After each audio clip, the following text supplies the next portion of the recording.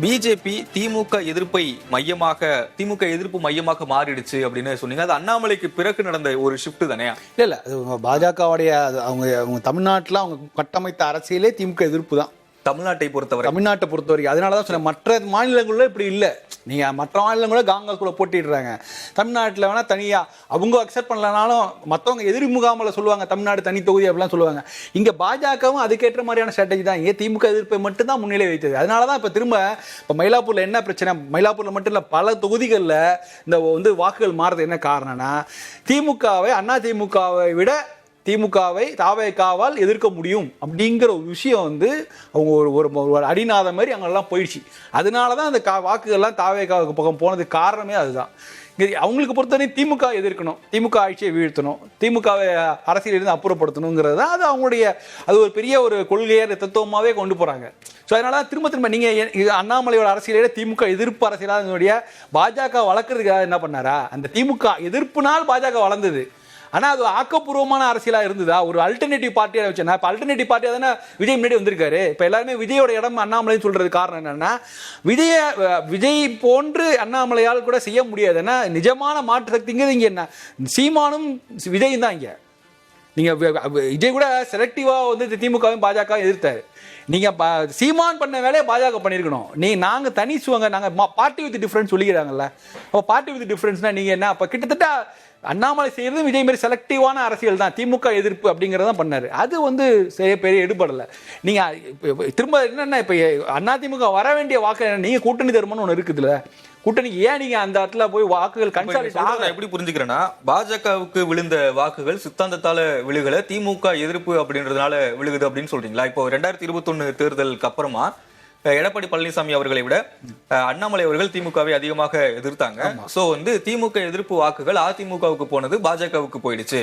அது சித்தாந்தத்துக்கு விழுந்த வாக்குகள் இல்ல. ஆமா, அதனாலதான் அண்ணாமலையை முன்னிலைப்படுத்தினது என்ன காரணம்னா, எடப்பாடி இதுக்கு மேல திமுகவை பெரிய அளவுக்கு எதிர்க்க மாட்டார், அதனால் நாம திமுக எதிர்க்கணும் அப்படிங்கிறதுனால தான் அண்ணாமலையோட அடிப்படை இதுவே திமுக எதிர்ப்புல தான் ஆரம்பிச்சது. அப்படிதான் அவங்க மொமெண்ட்டை கொடுத்தாங்க.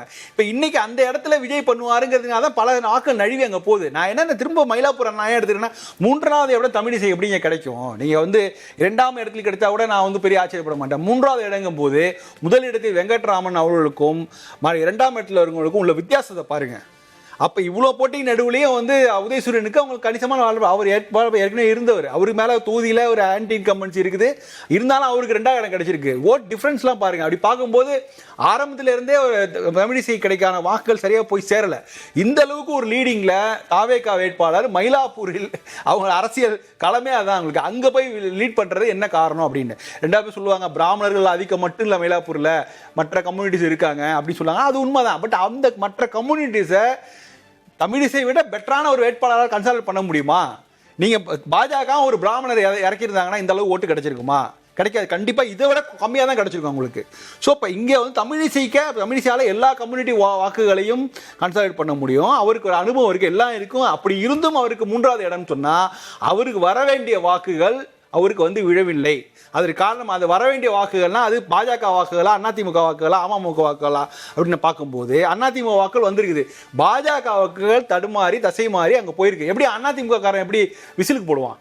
ஸோ அதுக்கு வாய்ப்பு இல்லை. ஸோ அதனால விசிலுக்கு போகக்கூடிய வாக்கள், பாஜக வாக்கள் விசிலுக்கு போனதுனால இவ்வளோ மிகப்பெரிய பின்னாடின்னு பார்க்குறேன். இதே வானதி சீனிவாசனும் ட்ரையலிங்கில் தான் இருக்காங்க. ஸோ இதெல்லாம் என்ன ஒரு விஷயத்தை காமிக்குது அப்படின்னு சொன்னால், நீங்கள் தொடர்ந்து திமுகவை எதிர்த்தால் போதும் அப்படிங்கிற மாதிரி கூட நீங்கள் சென்ட்ரலில் இருக்கீங்க, நீங்கள் என்ன பண்ணீங்க அப்படிங்கிற ஒரு கேள்வி இருக்குது. திமுக பாஜக எதிர்ப்பு பண்ணுது, பாஜக திமுக எதிர்ப்பு பண்ணுமா, இப்படியே இவங்களுடைய அரசியல் பயணம் அப்படி இருந்ததுன்னா அப்போ என்ன மாற்றம் வருது? அதிமுகவாவது பரவாயில்ல, ஏதோ அவங்க பண்ணுறாங்க, பேச வேண்டிய பேசி அமைதியாக இருக்காங்க மற்ற இடத்துல. பட் இவங்க 2 பேருமே கடுமையான ஒரு எதிர்ப்பு நிலை எடுத்துகிட்டு போய் மக்கள் வெறுத்து போய் அவங்க இந்த பாயசத்தை இதில் போயிட்டு அதில் போய் அவங்க பரவாயில்ல இது நல்லா தான் இருக்குன்ட்டு ஒதுங்கிட்டாங்க எல்லாரும். மக்கள் நிச்சயமாக திமுகவையும் பாஜக விட்டு விலகி நிற்கிறார்கள் தான் நான் பார்க்குறேன். திரு சுவாமிநாதன், சென்னை போன்ற பெருநகரங்களில் புதிய வாக்காளர்கள் குறைவாக சேர்ந்திருந்தாங்க, வாக்காளர்களே குறைஞ்சிருந்தாங்க அப்படின்றத பார்க்க முடியுது. ஆனா இன்னொன்னு முக்கியமான விஷயம் என்ன அப்படின்னா, இப்போ வளர்ந்துட்டு வரக்கூடிய நகரங்கள் இருக்குல்ல, டயர் 1 டயர் 3 சிட்டிஸ் அப்படின்லாம் சொல்றாங்கல்ல, அந்த நகரங்கள்ல வாக்காளர்கள் அதிகரிச்சு இருந்தாங்க. இப்போ பொதுவாக என்ன சொல்றாங்க, நகரப்பகுதிகளில் விஜய்க்கு அதிக அளவு வாக்குகள் போகும் அப்படின்றது ஒண்ணு, இளம் வாக்காளர்கள் அதிகமாக போவாங்க அப்படின்றது ஒண்ணு. இந்த ரெண்டு விஷயத்தையுமே வந்து புதிதாக சேர்ந்த வாக்காளர்களை ஒட்டி பார்க்கலாம்ல. புதிய வாக்காளர்கள் அதிகரிச்சிருக்காங்க. அப்போ டயர் 2 டயர் 3ல விஜய்க்கான செல்வாக்கு அதிகரிச்சிருக்கு அப்படின்றத எடுத்துக்கலாமா? ஏன்னா சேலம் வடக்கு, சேலம் தெற்கு இந்த மாதிரியான நகரப்பகுதிகளில் தான் விஜய் அதிகமான வாக்குகளை வாங்கி. இதை நான் வந்து சாருடைய கருத்தை வந்து நான் அதில் என்ன உடன்படுறேன்னா, நகரம் கிராமம்னு பாகுபாடே இல்லை. இது உங்களுக்கு விஜய் அலை, அது வந்து விஜய் அலை தான் இது உங்களுக்கு. நீங்க திமுக அதிமுக 75 ஆண்டு கட்சி திமுக, சாதாரண இன்னைக்கு நேற்று உருவான கட்சியில் ஹிந்தி எதிர்ப்பு போராட்டம். நீங்க தாவேகாவனுடைய வரலாறு போய் புரட்டி பார்த்தீங்கன்னா 41 பேர் உயிரை கொடுத்துருக்காங்க எதுக்கு? விஜயை பார்க்கறதுக்கு. நீங்க கரூர் சம்பவம். ஆனா திமுக அப்படி இல்லை, ஹிந்தி எதிர்ப்பு போராட்டம் கடுமையான இது. அண்ணா திராவிட முன்னேற்ற கழகம் சாதாரணமா வரல, அன்னைக்கு திமுக ஆளுங்கட்சியாக இருக்காங்க. கிட்டத்தட்ட எம்ஜிஆர் அவர்கள் கட்சியை தொடங்கி பல கட்ட திமுகவால் முடக்கப்படலாம் மாட்டாங்க. இன்னைக்கெல்லாம் விஜய் அந்த நெருக்கடிக்கெல்லாம் ஆளாகல. அவ்வளவுக்கு பின்பும் இருந்த கட்சி, ஒரு கட்சி 75 ஆண்டு கட்சி அசால்ட்டா அவ்வளவுலா பாப்பாங்கிறார். ஒரு கட்சி 50 ஆண்டுகள் பாரம்பரியமிக்க கட்சி நீ ஒதுங்கி போப்பாங்கிறார், ஆட்டத்திலே சேர்த்துக்க மாட்டார், களத்தில் இல்லாதவர்கள்ங்கிறார். பட் மக்கள் அதை நம்பியிருக்காங்கல்ல, அந்த இடம் தான் விஜய்க்கு வெற்றி. அது கிராமம் நகரம். இப்போ உதாரணத்துக்கு காரைக்குடி தாவேக்கா முன்னிலை. நீங்க காரைக்குடியெல்லாம் ஒரு பெரிய நகரம்னே நம்ம சொல்லிட முடியாது. அந்த ஊரை வந்து ஒரு ஒரு ஒரு நகரமாக இருந்தாலுமே கூட நீங்க சென்னை போன்ற மதுரை போன்ற அதை ஒப்பிட்டு விட முடியுமா? விஜய் அலை. நீங்க கிள்ளியூர் தொகுதி ஒரு உதாரணம். அங்கே நீங்க கிள்ளியூர் தொகுதி நாடு விடுதலை அடைந்த நாள்ல இருந்து இன்னைக்கு வர கிள்ளியூர் தொகுதியில காங்கிரஸ், தமிழ் மாநில காங்கிரஸ் தாண்டி எந்த கட்சியும் ஜெயிச்சே கிடையாது. திமுகவும் ஜெயிச்சே கிடையாது, அண்ணா திமுகவும் ஜெயிச்சே கிடையாது. அங்க பாக்குற ராஜேஷ்குமார் பின்னடைவா இருக்காரு. நான் நேற்றும் என்னமோ உங்க சோழ பேசுகிற பொழுது சொன்னேன், கிட்டத்தட்ட மன்னிக்கணும், வேற ஒரு தொலைக்காட்சியில் பேசுகிற பொழுது சொன்னேன், நீங்க கிள்ளியூர் தொகுதி ரிசல்ட் வந்தோன்னு நம்ம பேசுவோம். 40,000 ஓட்டுக்கு மேல அங்க வந்து லீடிங்ல 55,000 ஓட்டுல வித்தியாசத்துல ஜெயிச்ச தொகுதி ராஜேஷ்குமார் கடந்த தேர்தலில். அதுக்கு முந்தின தேர்தலில் 45,000 ஓட்டு வித்தியாசத்துல ஜெயிச்ச தொகுதி. அங்கேயே தாவேக்க அப்படி போகுது இல்ல. இன்னொன்று மிக முக்கியமான நான் ஒரு அணுகுமுறை பார்க்குறேன் இந்த தேர்தலில். கடந்த காலங்களில் உங்களுக்கு மிக மிக முக்கியமான ஒரு அணுகுமுறை இருந்தது. என்னன்னா, குமரி மாவட்டம் போன்ற பகுதிகளில் மத ரீதியாக வாக்களிக்கிற கலாச்சாரம் இருந்தது. தென் மாவட்டங்களில் ரொம்ப குறிப்பாக கன்னியாகுமரி, திருநெல்வேலி, தூத்துக்குடி எல்லாரும் கண்ணை மூடிக்கொண்டு நம்ம அதிமுக வைப்பு தொகையை பறி கொடுத்தது பார்லிமெண்ட் எலெக்ஷன்ல. காரணம் என்னன்னா, பிஜேபி வேணுமா வேண்டாமான்னு மக்கள் வாக்களித்தாங்க. இந்துக்களில் பெரும்பகுதி பேர் பிஜேபிக்கு போட்டாங்க, பிஜேபி வேண்டாம்னு நினைத்தவர்கள் டிஎம்கே அலையன்ஸ் போட்டாங்க. அதனால தான் அதிமுக டெபாசிட் போச்சு. அந்த பகுதிகளில் இன்னைக்கு மதவாதத்துக்கு முடிவுரை எழுதியிருக்காரு விஜய். அது சாதாரண இடமே கிடையாது. எனக்கு கிட்டத்தட்ட அங்கே மதவாதம் என்பதே இல்லாமல் ஆக்கியிருக்கிறார். நீங்க பிஜேபிக்கும் டிஎம்கேக்கும் போட்டிங்கிற களம் மாறி பல தொகுதிகளில் கிள்ளியூர் மாதிரியான தொகுதிகளில் டிவிகே என்ன சொல்றாருன்னா, விழுந்த வாக்குகள் சித்தாந்தத்துக்கு விழுந்த வாக்குகள் கிடையாதுன்னு சொல்றாரு. அதுதான் நானும் சொல்றேன், சித்தாந்தம் தோர்த்து போய் விட்டதுங்கிற. நான் என்ன சொல்றேன், 21 தேர்தல்ல, இப்போ 24 நாடாளுமன்ற தேர்தல்ல விழுந்த வாக்குகளே சித்தாந்தத்துக்கு விழுந்த வாக்குகள் கிடையாது, திமுக எதிர்ப்பிற்கு.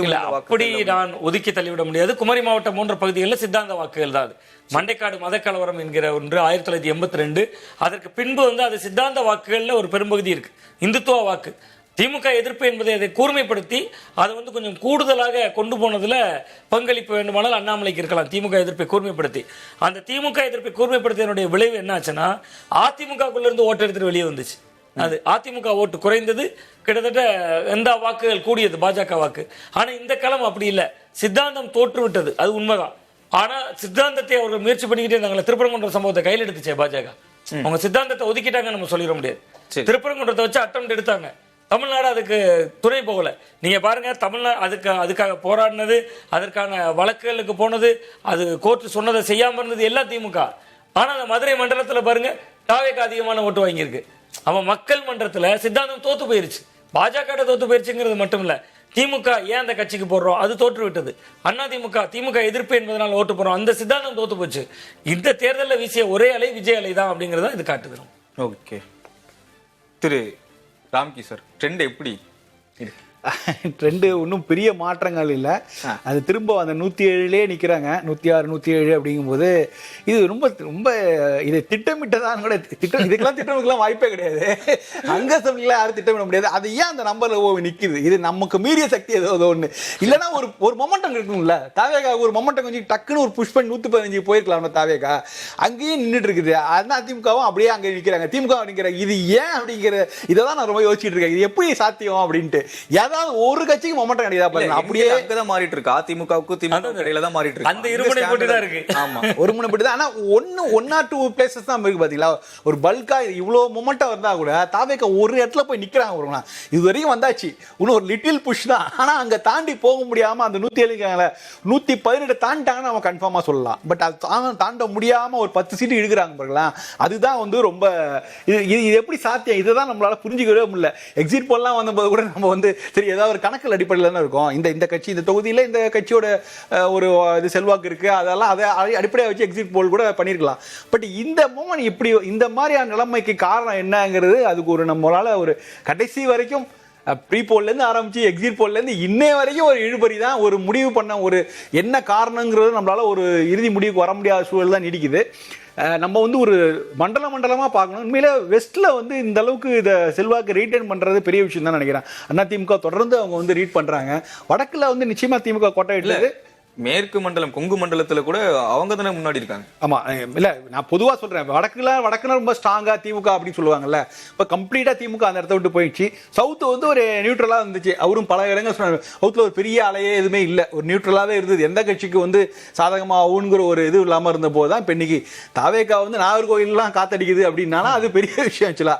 ஸோ அதனால அங்கேயும் வந்து தென் மாவட்டங்களும் தாவேகாவுக்கு கை கொடுத்துருக்கின்றன அப்படிங்கிறத நம்ம பார்க்க முடியுது இதுல. அதனால ஒட்டுமொத்தமா 234 தொகுதியிலையும் ஒரு விஜய் அலை இருந்திருக்கு. அந்த விஜய் அலைக்கு காரணம் நான் அதுலதான் அவருடைய நான் மாறுபடுறேன். அது விஜய்க்கான ஆதரவு அலையா நான் பார்க்கல, அது திமுகவுக்கு எதிர்ப்பலை. இந்த ஆன்டி இன்கம்பன்சி 2 ஃபேக்டர், ஒன்னு ஆன்டி இன்கம்பன்சி ஃபேக்டர், 2 விஜய்க்கு ஆதரவான, 2மே டைரக்ட்லி ப்ரொபோஷனல்.